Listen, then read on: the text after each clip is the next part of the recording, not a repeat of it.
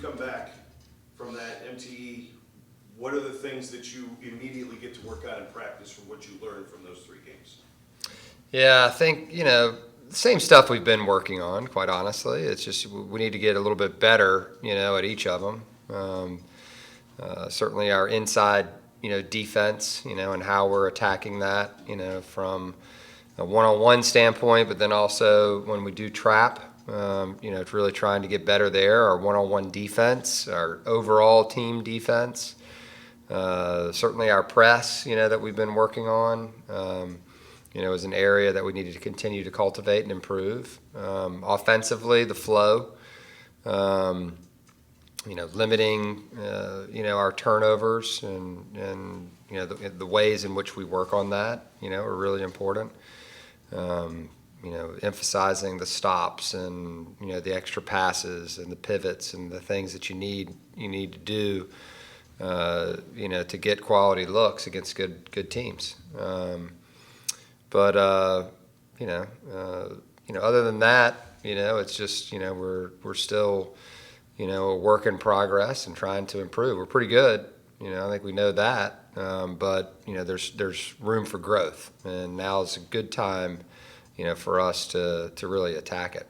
I know it's early in the season, but have you developed a sense of if this is a team that can turn the page relatively quickly and didn't get too bogged down by? Yeah, I think certainly. Both games. Obviously we lose the first night, and the next day the guys are ready.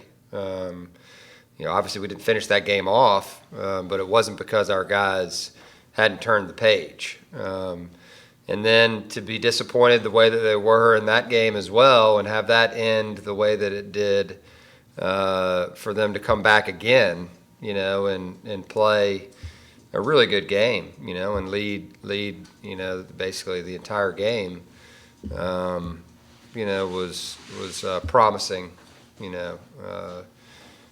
for our staff and for the team overall. Like I don't worry about this team competing. Like this team competes. Would you ever consider having Zeb break his other hand? And I only ask no, certainly Zeb. Just the way he comes back, and earlier than maybe projections, like he said he wanted to, and just the way he can perform when he comes back from something like that. Yeah, there's no question about it. I think we were all pleasantly surprised, with how he performed over the course of the weekend, and we tried to give him as many, rest periods as we could, throughout, the weekend, because we know it would be a lot on him, in an intense, situation.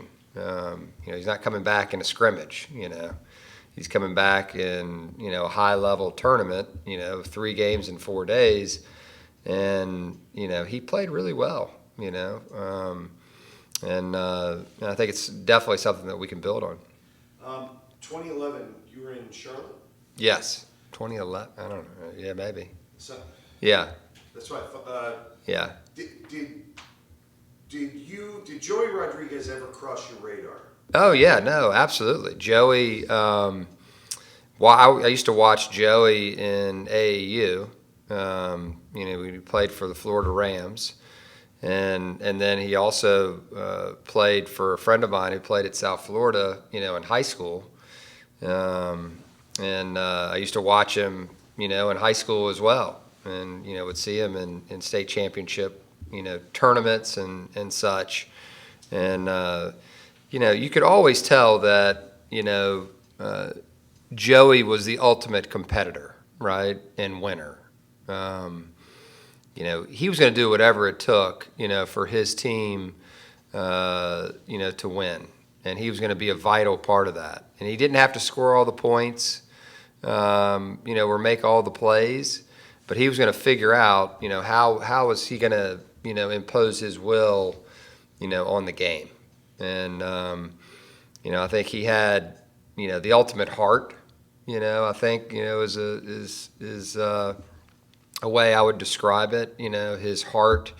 Obviously he's from a size perspective. We've all seen guys like him before, right? That, you look at him and you're like, man, all right, how is he getting that done in this high level situation? But he's got the heart, he's got the will, He's got the determination, and he was a phenomenal competitor and player and teammate, over the course of his career. And, certainly he did so much, for VCU.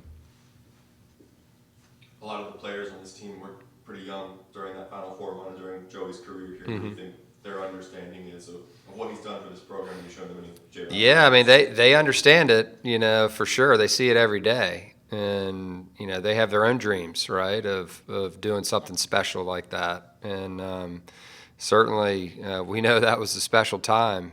And we've got two guys that are on the team, not on the team, but on the staff, now that were a part of that. And we're teammates of his. And I know they're, thrilled, that his jersey is going to be, lifted up, to the rafters. But that's the one thing about VCU is like the respect and the connection that every current team has with the former players and coaches is really cool. And I've talked about it a lot, since I arrived here. It's a really special place. And, it's about the people, right?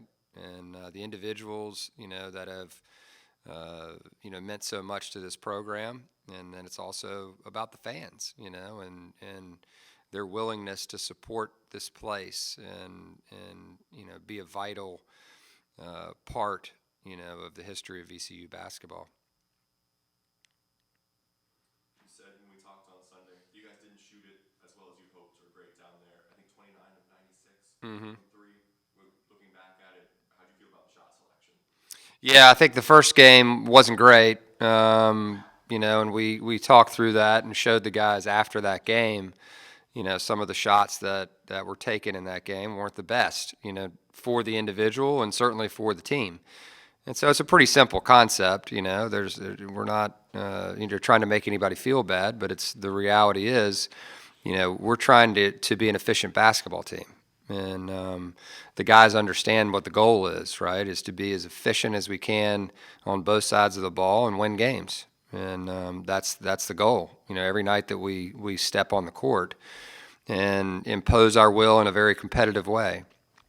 And, the guys that we have in this locker room are extremely coachable and understanding, of what we're trying to get accomplished. And basketball is an imperfect game, and so we're not asking anyone to be perfect out there. There's going to be some times where, we take some shots that, ooh, man, I wish we'd have had that one back, and maybe there was, a better option out there. And that's okay. You're going to have some of that. Because the last thing you want is guys, tentative, right? And so it's easier to pull them back than it is to get them going. And, I think we've got a really good group that is beginning to understand, how we're going to have to play in order to win, at a high level. And shot selection is always, a big part of that. To that point, on the defensive end, you talked about late in that Miami game, maybe the guys got a little hesitant trying to defend without fouling.